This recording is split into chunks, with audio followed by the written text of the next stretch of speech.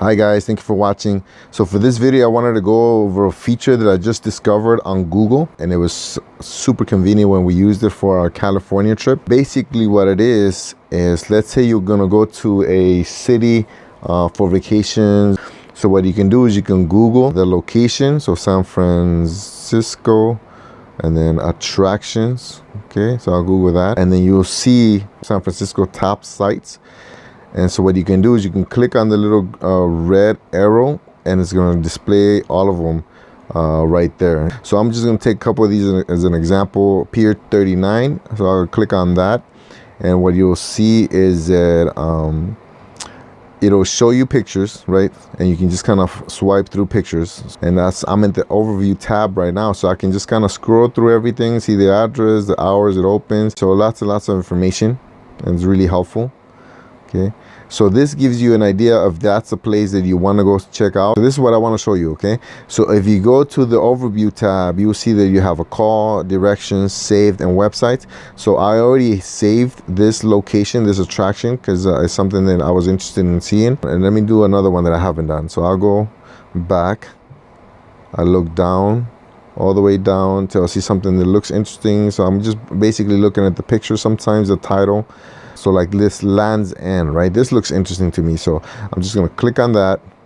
Okay, I'm gonna land on the overview tab. Okay, and so I'm going down, you know, I see some information, I read that. Oh, okay, you know, that looks like an interesting place. I want to see it when I go on my trip, so I hit save. Okay, and then I'm gonna mark it as starred places. You have 3 options, but I'm just gonna use the stars for now, the star. Let's say you go through all the attractions of the city that you're gonna go and visit. You finish starring all the ones that you find interesting. You hit the little map, the map app pops up, and then now you can see that all the locations that you found interesting are on your map. And as long as you're using your same Google account, it'll stay on there. I don't know about you, but every time I go on a road trip, I use my phone as navigation, right? And so let's say you want to go to downtown San Francisco and you want to go check out this place, but then I don't want to keep driving around to different places, so maybe I just want to go to the next closest. And then so I look on here, oh look at that, the Seward Mini Park that I thought was interesting is close by, so we can either walk there or just a short drive there, instead of you know, driving around trying to look for the next attraction. You already have an idea of where you want to go or what you want to see. On days that you can't afford to waste time, you know exactly where you can go. So if you have an extra hour or 2 in the morning and you don't want to get lost because you have something else in the afternoon, so you can just go straight to a location or an attraction that you already marked.